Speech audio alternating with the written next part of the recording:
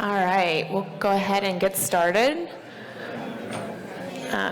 Appreciate you all letting me cut in during your lunch break. I know that that's hard to eat and listen at the same time. And Jonathan, I don't know if he's still in the room, but really appreciated the session on building trust. And I think it feeds nicely into a little bit about what we're going to talk about today in terms of putting people at the center of digital transformation. And I want to start with a story, actually.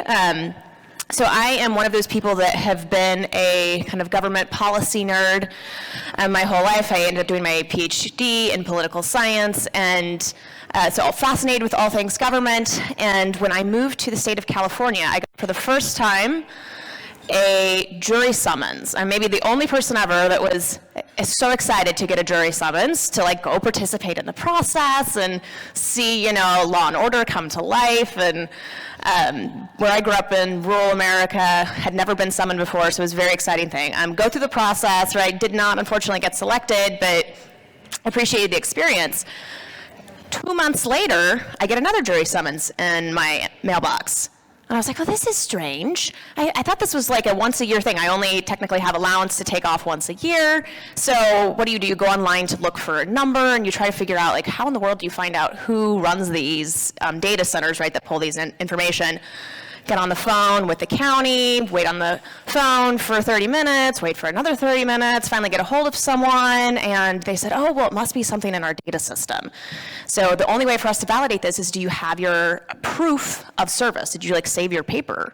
And I was like, well, no, I didn't save my paper. You're supposed to keep track of these things. And so, you know, I had to, like, serve a second time. Well, the second time, I kept the service.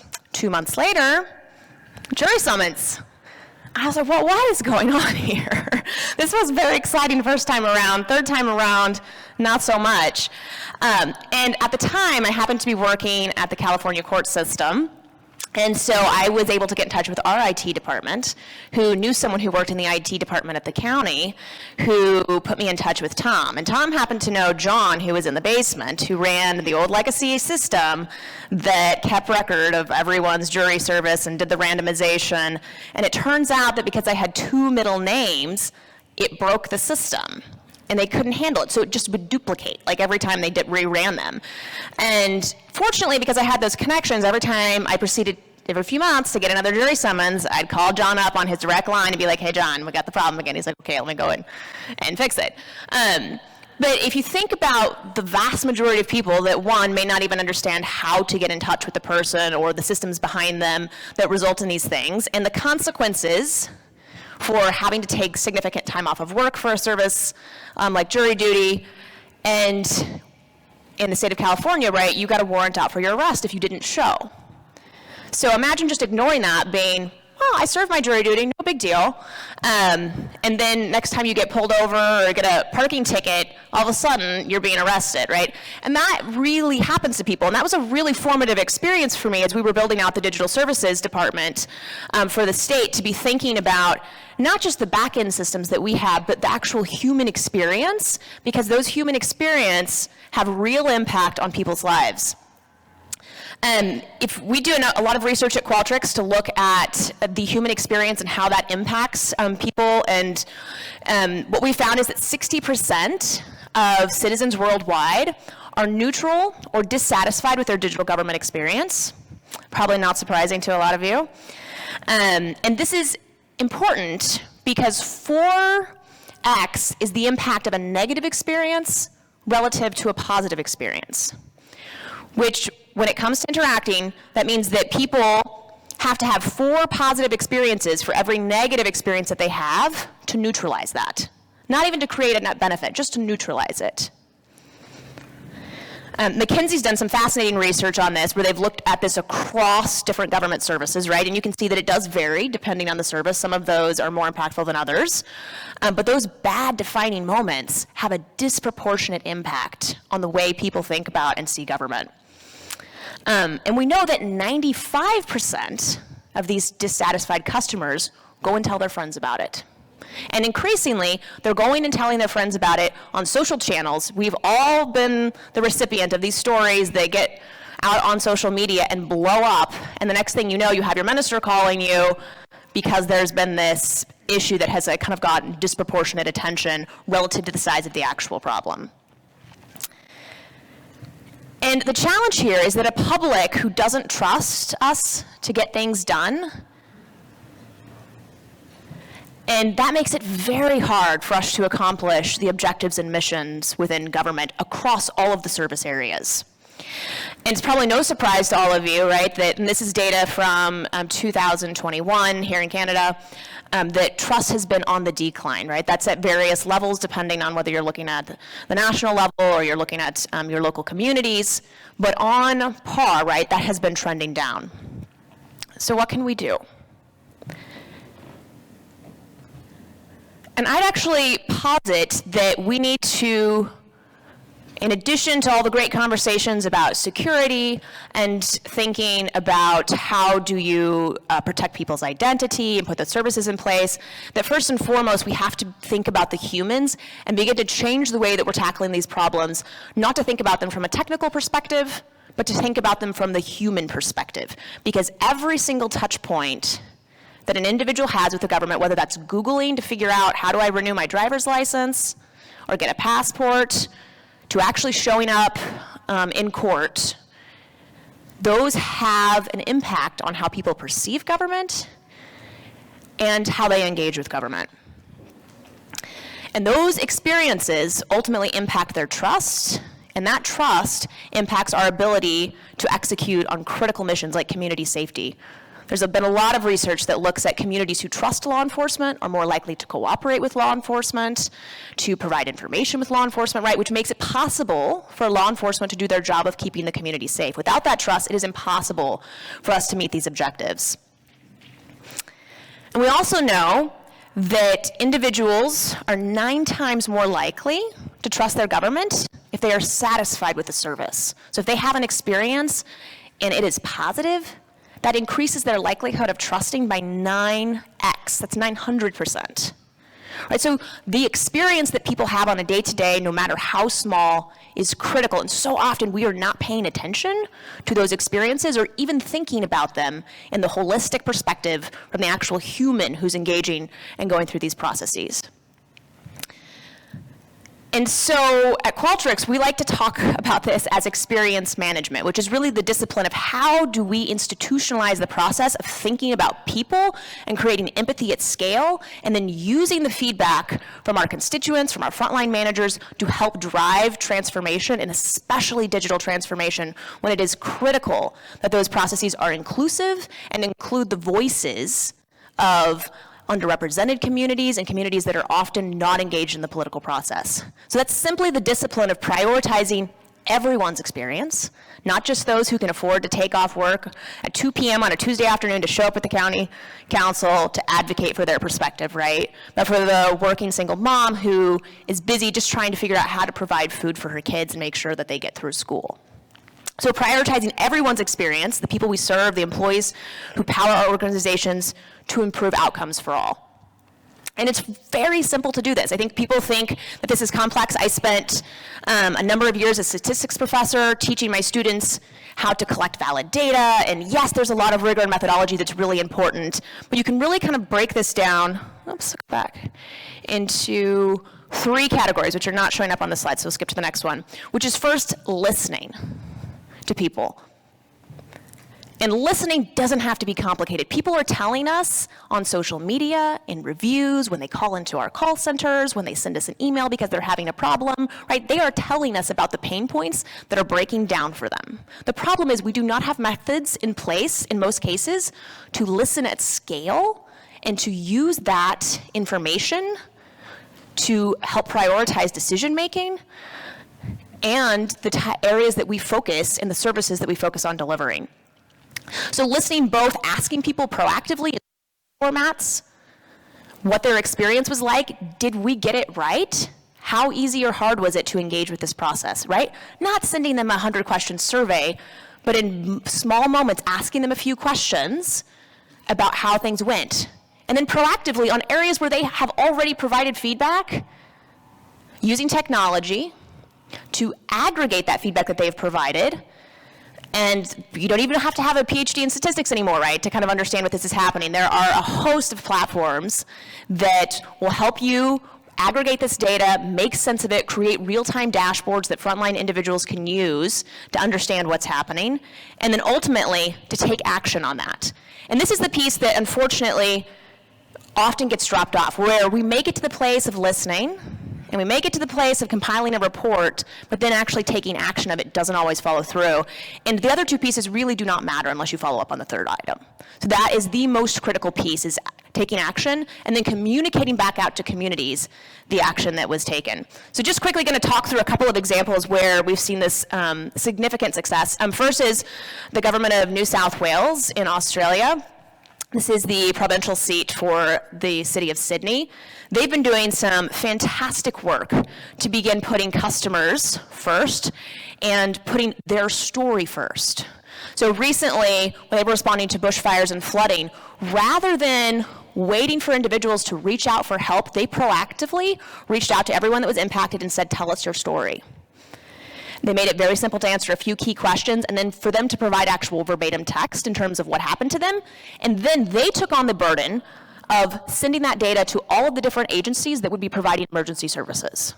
So that all of those agencies were looking at the same story and individuals, and then they set up ticketing systems on the back to make sure, are we actually following up with these individuals that told us their story and their pain points, and how quickly are we doing that? So by having those systems in place, they were actually able to see not only did we do a good job of listening to these issues, but did we follow up with individuals, and then did we leverage technology to share that story so we're not asking the person who just had their house burned down to fill out 21 different forms in order to pass the first step of getting those services in place. And then they've gone a step further as well of like actually taking the services to the individuals by creating mobile service options where they actually drive into communities and proactively set up shop locally to help address some of these issues. Bloomfield Hills School, I love this example where they're regularly asking the community for input on safety. This is a question we get a lot, is how do you prioritize decisions when it comes to safety? And we have limited budgets to do that. Right, so they gave their students a map of campus, and they said, just want you to touch in areas where you have felt unsafe or where you see bullying happening. And whenever that gets, a student responds to that, right, that immediately goes to leadership's office, and they have that information so that they can respond in real time, right? That's meeting students where they are, allowing them to provide feedback in a method that's easy for them to do so, and then taking action on that.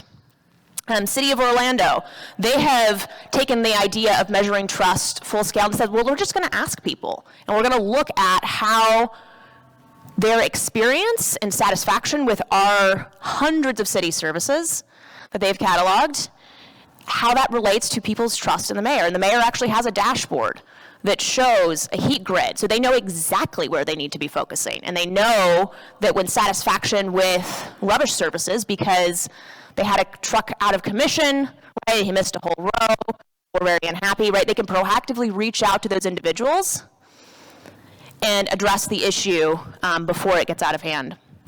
The UK Post Office, right, I love this example because they decided that this shouldn't just be a central function, we need to actually empower our frontline employees. And they realized that by trying to create data standardization at a central level and push that down to the local level, that they were having people looking for ways to skirt the process rather than actively engage in it. So instead they created an entire academy with a certification where local postmasters become certified and own their own data and are able to respond to their community. A lot of these are family-run entities in the UK. There's over 7,000 of them. They care about their communities. So by empowering them to better understand the needs of their community and respond to it, right, they were able to roll out a standardized approach across 7,000 different entities that would not have been possible, right, without the buy-in and the understanding of those frontline workers and engaging them in the process.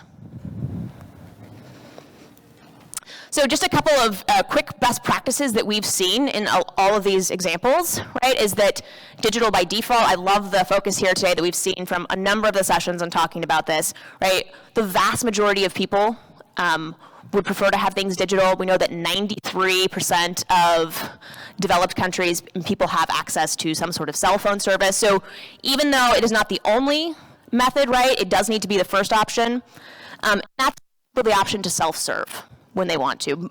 Again, a majority of people would like to self-serve, and the transactional cost is like 40 times less, right? It's just astronomically less expensive to allow people to self-serve. So the business case for this is pretty compelling. But we also know that too much too fast doesn't work. Staggering statistics when you look at IT projects in the public sector space and the number that fail versus the number that are successful. And that's because people like to start with boiling the ocean, right? In reality, where we've seen success is you start with one service area, you put people at the first, you ask the people interacting with the service, what are the pain points, you prioritize those, you rebuild with people, with frontline managers, with the customers, and then when you have success, you scale that success, rather than trying to plan for all 7,000 services that we administer across government. Customers expect one voice, right? But often we think about the case and not the customer, right? How do we process a case through the individual service area? And individuals have multiple cases going at all different areas, right? And that human journey does not translate. So beginning to think about, again, what is the actual journey of going through these processes, not what is the process to manage a case. So I just would leave you with the final message that we cannot improve trust if we don't first prioritize the experience. And I don't care how secure the data is, right? If you haven't made it easier for people, if you haven't showed them that you care about improving their lives, you're not going to be able to improve trust. And so would just challenge each of you to think about, are the experiences that are being created in organizations those that are building trust? Or are they those that have been optimizing efficiency and processing cases at the expense of the human experience?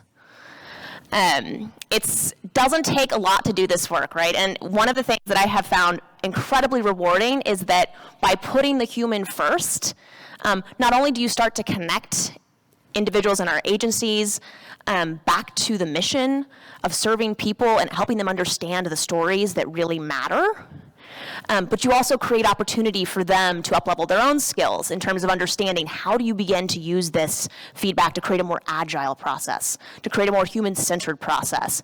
And that's the type of grassroots change that really has to happen to see impact at scale.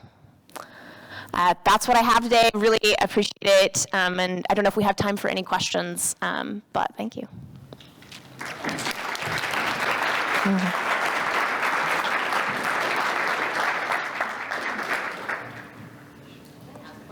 Yeah. So a lot of what you're looking at from is a user perspective, but the human experience, you had one bullet point that was kind of talking about the actual people within the process too. Mm-hmm. And we see that a lot, right? We have frontline workers who are like, the system's not working for our users. We see it on a day-to-day basis because we work with them on a day-to-day basis. Yeah. So I guess to what extent, and like them having trust in the system, because they're the ones who are working with the client one-on-one, you know? Yeah. I guess to what extent do you also do those types of analytics? Yeah, so she's asking about to what extent we partner on the actual employee side of things and building trust there and helping understand that. And I would actually say that personally, I advise that you start there. Because it is so critical. You cannot improve the customer experience if you don't engage your workforce.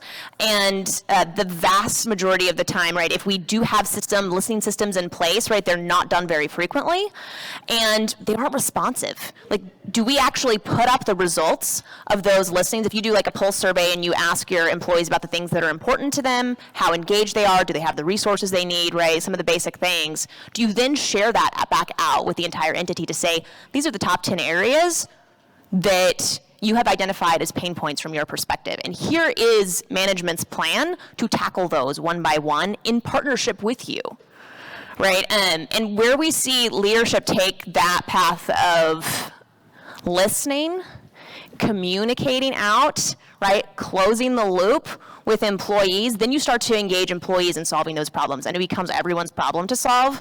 And then you also have an audience that says, okay, now how do we start listening at scale to our customers? So you're absolutely right.